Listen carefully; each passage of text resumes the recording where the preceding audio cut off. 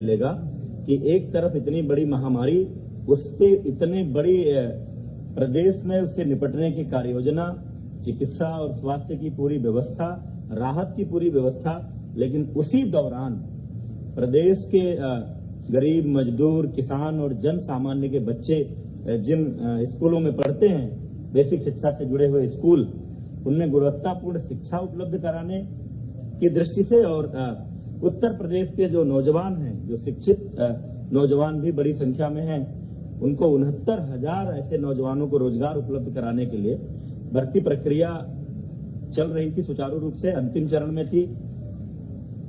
Counselling चल रही थी, 3 से 6 जून तक की काउंसलिंग के बाद नियुक्ति पत्र दिए जाने थे, लेकिन माननीय न्यायालय की लखनऊ खंडपीठ के एक आदेश के कारण वो प्रक्रिया तत्काल प्रभाव से स्थगित हुई। हम डबल बेंच में अपील में गए हैं, जैसा सुनवाई पूरी हो चुकी है, फैसला रिजर्व है, जैसा माननीय न्यायालय का आदेश होगा तदनुरूप कार्रवाई करेंगे।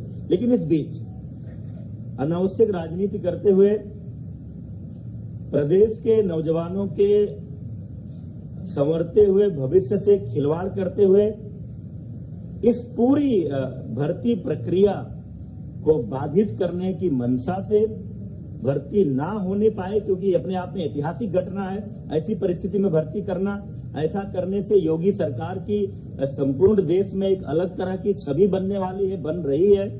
उसको बाधित करने के लिए राजनीतिक मंशा से कई सारी बातें कही गई हैं, कई सारे आरोप लगाए गए हैं, कई प्रश्न आए हैं पब्लिक डोमेन में, मीडिया के माध्यम से भी, अन्य माध्यमों से भी।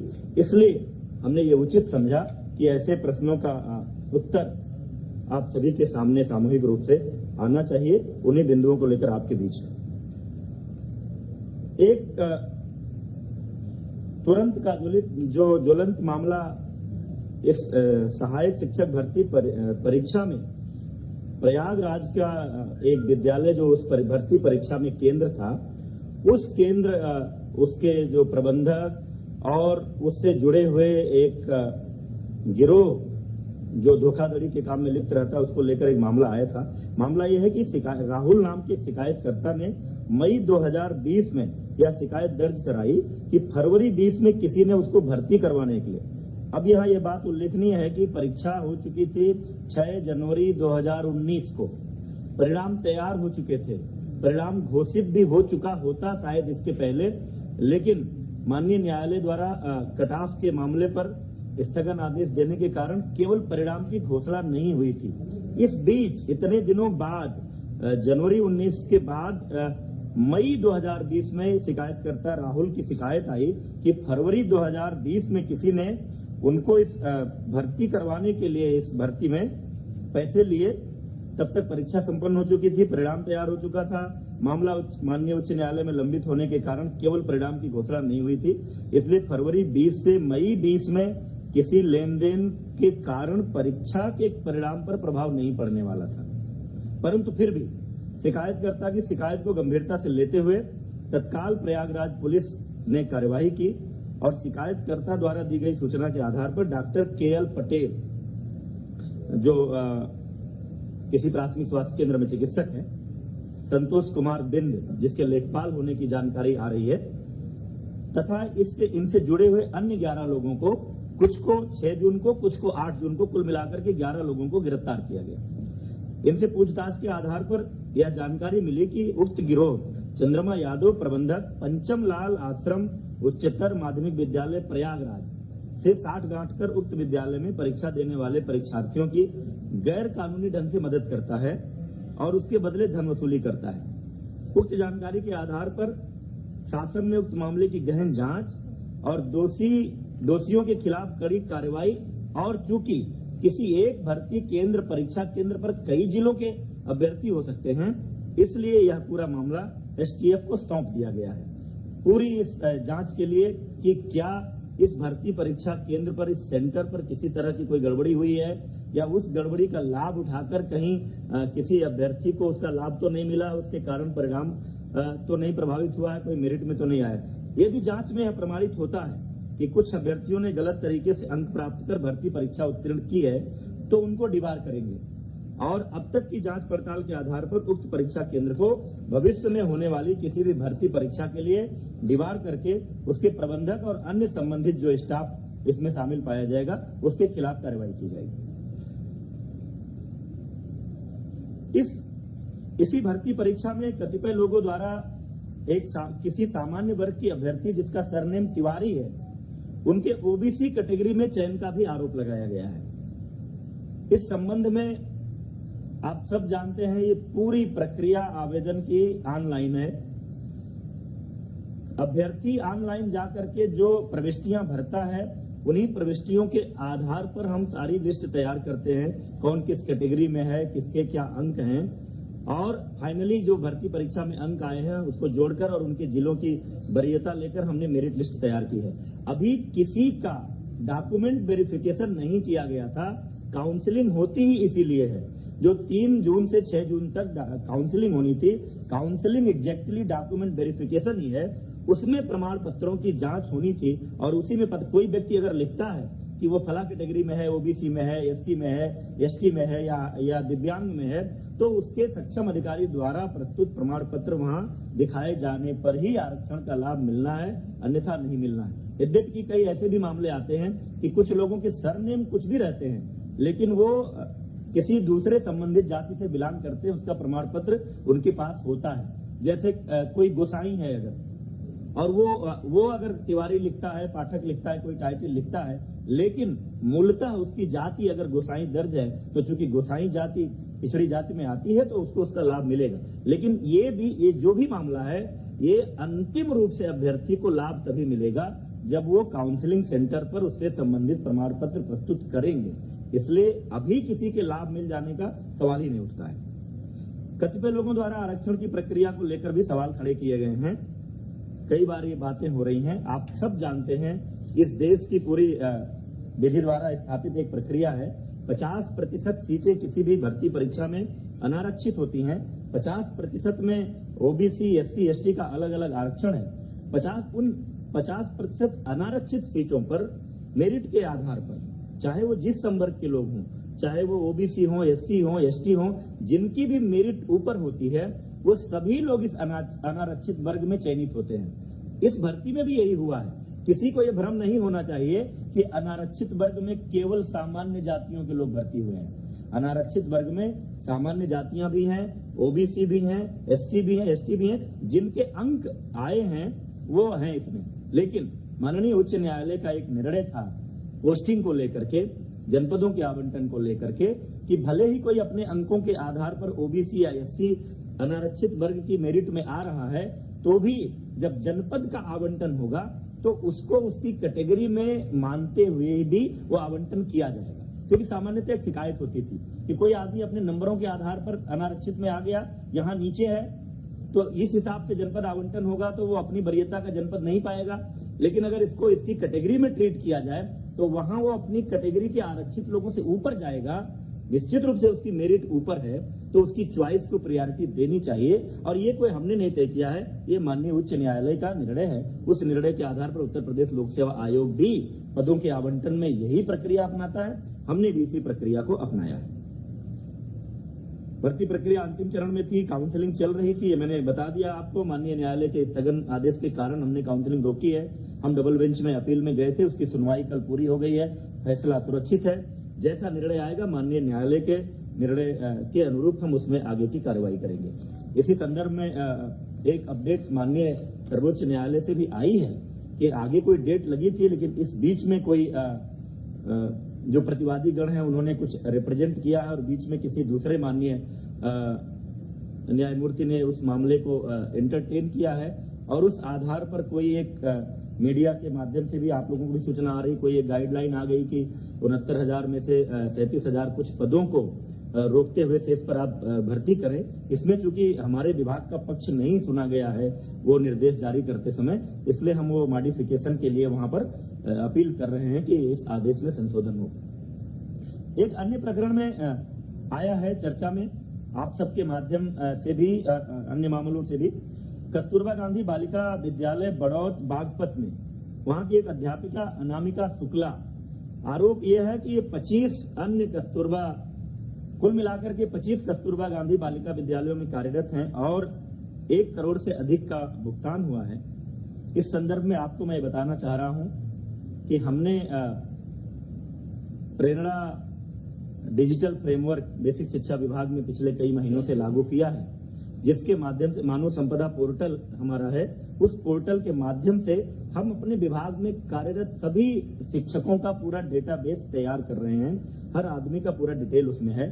शुरू में ये जो हमारे प्राइमरी और अपर प्राइमरी थे, प्राथमिक और उच्च प्राथमिक, उसमें ये लागू था, लेकिन बाद में 11 फरवरी के एक आदेश के अंतर्गत हम लोगों ने इस फ्रेमवर्क को प्रेरणा तकनीकी फ्रेमवर्क के नाम से जाना जाता है, कस्तूरबा गांधी बालिका विद्यालयों में भी लागू किया है। और उस लागू होने के बाद मार्च से वहां भी जो डेटा फीडिंग की प्रक्रिया शुरू हुई, अब उसमें एक सिस्टम है कि अगर कोई भी सेम डिटेल दूसरी जगह फीड किया जाएगा तो वो हमारा सिस्टम हमको अलर्ट करेगा। और उस फ्रेमवर्क के इस्तेमाल के कारण ये मामला पकड़ में आया है। और जो जांच हुई है उस जांच में ये तथ्य सामने आया है कि बड़ौत, हर ब्लॉक में कस्तूरबा होता है, बागपत के बड़ौत ब्लॉक में जो कस्तूरबा गांधी बालिका विद्यालय है उसमें एक कार्यरत शिक्षिका अनामिका शुक्ला, जो एक पोस्टिंग वहां पर थी, उस बेस पर चूंकि पहला डेटा वहां मिला, उस बेस पर जो जांच की गई, 8 अन्य जनपदों के एक कस्तूरबा विद्यालयों में, यानी कुल 9 विद्यालय। ये जनपद है वाराणसी, अलीगढ़, कासगंज, अमेठी, रायबरेली, प्रयागराज, सहारनपुर तथा अंबेडकर नगर में पूर्णकालिक विज्ञान शिक्षकों की नियुक्ति हुई है। एक का डॉक्यूमेंट है, उस डॉक्यूमेंट का इस्तेमाल हुआ है। उस डॉक्यूमेंट का इस्तेमाल करके अन्य जगहों पर कोई और शिक्षिका अनामिका शुक्ला के नाम से गई है, उस पर नियुक्ति हुई है, ये बात सामने आई है। लेकिन कई जगहों पर योगदान नहीं किया, वहां जाकर के ज्वाइन नहीं किया, कई जगहों पर ज्वाइन करने के बाद लगातार अनुपस्थित है। तो कुल मिलाकर 6 विद्यालयों के माध्यम से अनामिका शुक्ला के डॉक्यूमेंट पर नियुक्त हुई शिक्षिकाओं को 12,24,700 रुपए का भुगतान हुआ है। उक्त मामले की अभी तक की जांच की स्थिति आई है, कहीं और इनके होने का जानकारी नहीं मिली है। पुलिस ने एक शिक्षिका को गिरफ्तार भी किया है, कासगंज में वो त्यागपत्र देने गई थी। 12,24,700 एग्जैक्टली जो अनामिका शुक्ला है वो अभी पुलिस की गिरफ्त में नहीं है। लेकिन साथ ही हम लोगों ने पूरे प्रदेश के 746 कस्तूरबा गांधी बालिका विद्यालयों में लगभग 5,000 शिक्षक और शिक्षिकाओं के डॉक्यूमेंट के वेरिफिकेशन, उनके अभिलेखों की जांच, उनका आधार कार्ड और उनके पहचान पत्र, इन सब की जांच का आदेश दे दिया है, ताकि कहीं और कोई ऐसा मामला हो तो वो भी पकड़ में आ जाए और भविष्य में इस तरह का ना हो। क्योंकि ये नियुक्तियां जिला स्तर पर होती हैं, डाइट प्रिंसिपल की अध्यक्षता में एक कमेटी होती है, उसमें बीएससी होते हैं, एक मनोवैज्ञानिक विशेषज्ञ होते हैं, एक डीएम के नामिनी होते हैं। संविदा पर ये नियुक्ति होती है 1 वर्ष के लिए। हर जिले में जिला स्तर से कोई केंद्रीय नियुक्ति की इसमें व्यवस्था नहीं है, लेकिन आगे से ये फुल प्रूफ व्यवस्था ये इसको करने जा रहे हैं ताकि इस तरह की कोई बात ना होने पाए। अंत में एक बात मैं जरूर कहना चाहता हूं, उत्तर प्रदेश की योगी सरकार भ्रष्टाचार के प्रति जीरो टॉलरेंस की नीति पर काम कर रही है। हमारे सामने, हमारी सरकार में कभी भी, जब भी योगी सरकार के सामने किसी भी क्षेत्र में, किसी भी मुद्दे पर कोई भ्रष्टाचार की शिकायत आई तो सरकार ने ऐसे किसी विषय को दबाने छिपाने की कोशिश नहीं की। तुरंत ही सक्षम अधिकारियों को ऐसे मामलों की जांच सौंपी जाती है और उस जांच के परिणाम के आधार पर दोषी व्यक्तियों के खिलाफ कार्रवाई की जाती है। पिछले सरकारों के समय में जो हमारे उच्च प्राथमिक जो विद्यालयों में नियुक्तियां हुई थी, योगी सरकार के आते ही माननीय मुख्यमंत्री जी के संज्ञान में यह विषय आया कि कुछ संख्या में फर्जी शिक्षकों की नियुक्तियां हुई हैं। तुरंत ही ऐसे शिक्षकों की जांच करने और उनको बाहर करने के लिए माननीय मुख्यमंत्री जी के आदेशानुसार एसआईटी को और एसटीएफ को अलग अलग मामलों की जांच सौंपी गई और उसका परिणाम ये रहा कि एक बार 775 शिक्षकों की सेवा समाप्ति की गई। पूरी फुल प्रूफ जांच के बाद जो फर्जी पाए गए, 522 के विरुद्ध एफआईआर दर्ज कराई गई है। 23 अध्यापकों के विरुद्ध नियमानुसार कार्यवाही गतिमान है, क्योंकि एक स्थापित प्रक्रिया है। नोटिस देते हैं, उनको अपना पक्ष रखने का मौका देते हैं ताकि वो न्यायालय में भी जाएं अगर तो हमारी कार्यवाही पुष्ट हो।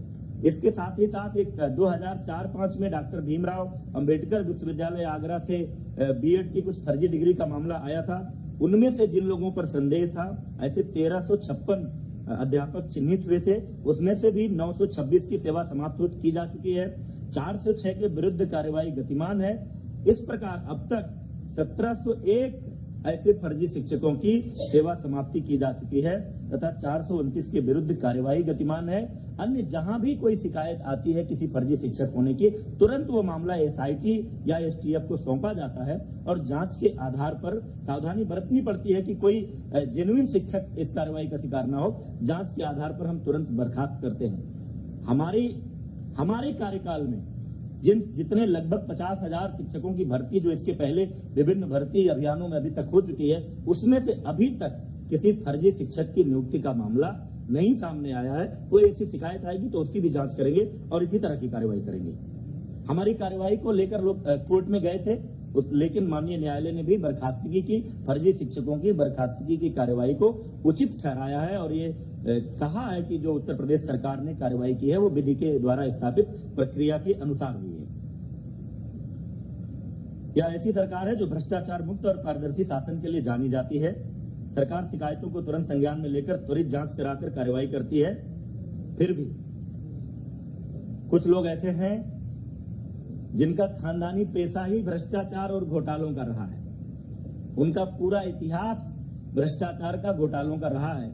तो वो उनकी कल्पना में नहीं है कि इतनी बड़ी कोई भर्ती या इतनी बड़ी संख्या में रोजगार देने का अभियान ये बिना भ्रष्टाचार के कैसे हो सकता है। क्योंकि स्वाभाविक है कि जिसका अपना जो ट्रैक रिकॉर्ड रहता है, जिसका अपना जो स्वभाव रहता है, आदमी उसी आधार पर सोचता है। इसके पूरी भर्ती, मैं एक आरोप लगाना चाहता हूं, पूरी भर्ती प्रक्रिया को डिरेल करने के लिए योगी सरकार को इस बात का श्रेय न मिले कि जिस तरह से कोरोना के कारण उत्पन्न हुई महामारी में पूरे प्रदेश की 23 करोड़ से ऊपर की जनसंख्या को एक एक व्यक्ति को भोजन मिले, राशन मिले, जीवन निर्वाह भत्ते के रूप में 1,000 रुपया जो पात्र व्यक्ति हैं उनको मिले, साथ ही 1,500 से अधिक ट्रेनों को लगा करके जिस तरह से लगभग 30 लाख प्रवासियों को प्रदेश में लाया गया, फिर उनकी स्किल मैपिंग हो रही है, उनको भी राशन और निर्वाह का भत्ता दिया जा रहा है और आगे उनको भी वापस जहां जहां अपने गांव में लौटे हैं उनको रोजगार देने की बात हो रही है।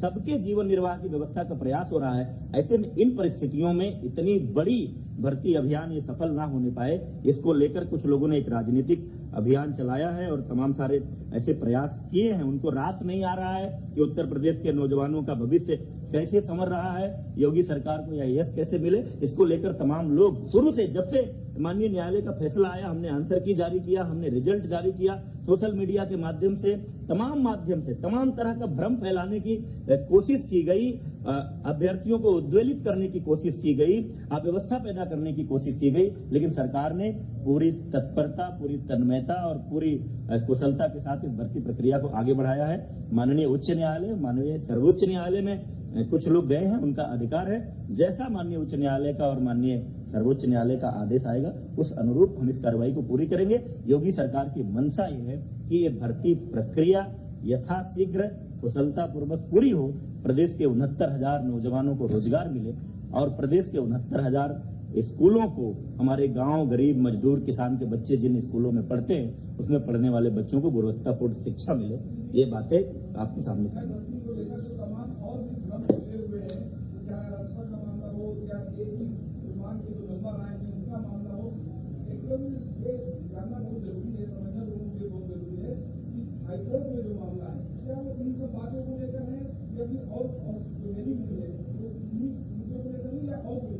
नहीं, माननीय उच्च न्यायालय लखनऊ के सामने जो मामला गया था, लखनऊ खंडपीठ के सामने, जिस पर काउंसलिंग स्टे हुआ, वो मामला कुछ प्रश्नों को लेकर गया था कि कुछ अभ्यर्थियों को ये था कि जिन प्रश्नों के उत्तर हमारा जो परीक्षा नियामक प्राधिकरण है उसकी जो विशेषज्ञ समिति ने जो उत्तर तय किए हैं, जिस आधार पर हमारा रिजल्ट बना है, उनको उस पर आपत्ति थी कि इसका उत्तर ये नहीं कुछ और है।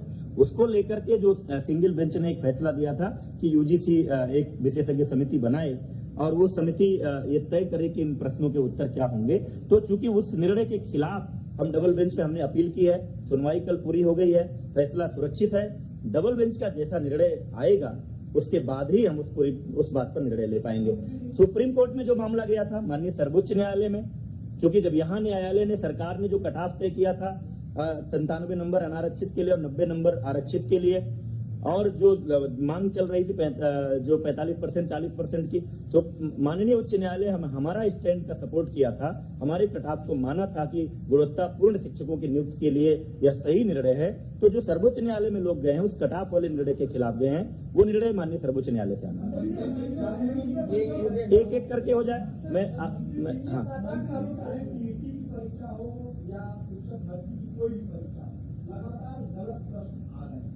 लाखों अभ्यर्थी परेशान है, सड़कों पर है, कौन है इसके लिए जिम्मेदार, और जो जिम्मेदार हैं उनके खिलाफ क्या कार्यवाही आप लोग अब तक किए और आगे क्या कार्यवाही करेंगे? आप कुछ कह रहे थे? इसमें 3 प्रश्नों का जब सभी कैंडिडेट्स को अपॉर्चुनिटी दिया गया था ऑब्जेक्शंस रेज करने के लिए, जब आंसर कीज पब्लिश हुए थे, 3 का एक्सपर्ट कमेटी ने देकर सभी कैंडिडेट्स को बराबर मार्क दे दिया है। जहां तक हाईकोर्ट लखनऊ बेंच में प्रश्नों का जो 13 प्रश्नों का किया गया था, इसमें इन 13 प्रश्नों को हम लोगों ने सरकार के पक्ष से हम लोगों ने सही ठहराते हुए इसको किया है। उसी की कल सुनवाई हुई है एंड आरक्षण ये जजमेंट भी सुरक्षित हो गया है। I think we should wait for the judgment. Thank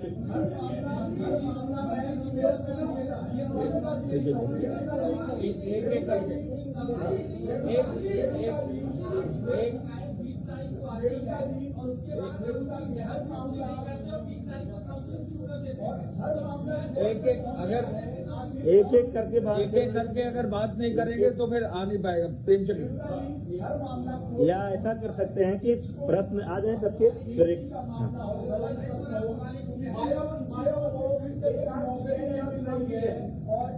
आप बताइए। हाँ, 25-25 नौकरी कर रही है, करोड़ों रुपये उसे मिल रहा है। ये सिस्टम की खामी है, अधिकारियों की खामी है, सरकार की खामी है, पूर्व सरकार की खामी है, राजनीतिक दलों की खामी है। आखिर कौन है जिम्मेदार? देखिए, आप कस्तूरबा वाले मुद्दे पर आप कह रहे हैं, इसे बता दीजिए। हाँ, जो पहला सवाल उन्होंने उठाया है, जो सवालों 2017 की, 2018 की, 2019 की 68,500 भर्ती, 69,000 भर्ती। हर भर्ती परीक्षा में गलत सवाल पूछे गए। 2 बार हाईकोर्ट से अभ्यर्थियों को राहत मिली और दोबारा रिजल्ट आया 30,000 और कैंडिडेट पास। तो सबसे बड़ा सवाल सुरक्षा नियामक प्राधिकारी के प्रश्न निर्धारण प्रक्रिया में हर बार गलत सवाल पूछे जाते हैं, मामला कोर्ट में जाता है, भर्ती। दूसरा जो सबसे बड़ा सवाल है शिक्षक भर्ती वाले कस्तूरबा वाला प्रश्न है। फरवरी में शासन के संज्ञान में मामला आ चुका था, FIR कराने में जून हो गए, क्या तीसरी बार 69,000 भर्ती में राहुल की FIR के जांच की बात की जा रही है। अगर उसकी शिकायत तात्विक नहीं होती तो इस भर्ती गिरोह का भंडाफोड़ कैसे होगा? आखिर ये कैसे होता है कि एक पर्टिकुलर सेंटर में अभ्यर्थी को पता चलता है कि उसको वही सेंटर अलॉट होगा और उसके बाद 142 नंबर पा के टॉपर होता है, उसको बेसिक जानकारी। एक कर लेने दीजिए, सब सवाल कर लेने दीजिए। अच्छा, हाँ, तमाम सवाल ऐसे पूछे गए कि किसी परीक्षा में तो बात आ गई ना, सवालों की बात आ गई, सवालों की बात आ गई। और कोई किसी का विषय एक करके जवाब दे। बहुत टाइम लगेगा उसमें, बहुत टाइम करनी। काम हुआ और पद को बदलना पड़ा।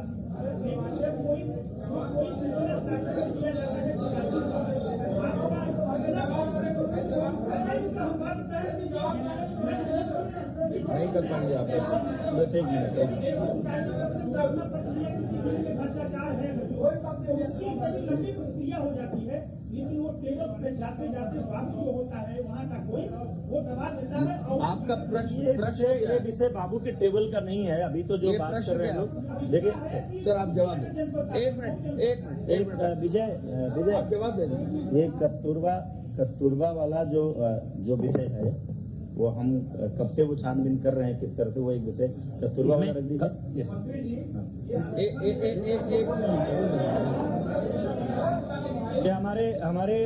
हमारे डीजी स्कूल एजुकेशन है, SPD भी हैं कस्तूरबा के मामले का। आपको इस प्रकरण में, कस्तूरबा गांधी बालिका विद्यालय प्रकरण में जब डेटाबेस बनाया गया, प्रेरणा ऐप में उपस्थित दर्ज कराने की बात आई थी, तो बागपत की जो अनामिका शुक्ला के नाम पे जो कार्यरत थी वो फरार हो गई थी। उनके खाते में जो धनराशि बैंक मैनेजर से संपर्क हुआ तो कहीं और से भी उनकी धनराशि वहां ट्रांसफर होने की बात आई। वहां के डीसी ने हमें रिपोर्ट किया, तुरंत हमने 11 मार्च को आदेश किया, पत्र मीडिया को भी हमने दिया था कि 11 मार्च को हमने आदेश किया एडी बेसिक्स को कि तुरंत इनके अभिलेख मंगा लीजिए। फिर ये 9 उसमें जो डेटाबेस से चेक किया हमने कि 9 जिले में अनामिका शुक्ला का नाम ये संदिग्ध होगा, प्रारंभिक जांच करनी जरूरी होती है ताकि एफआईआर करनी। हमने लेटर में आदेश भी किया कि अगर ये सिद्ध होता है तो एफआईआर करा दी।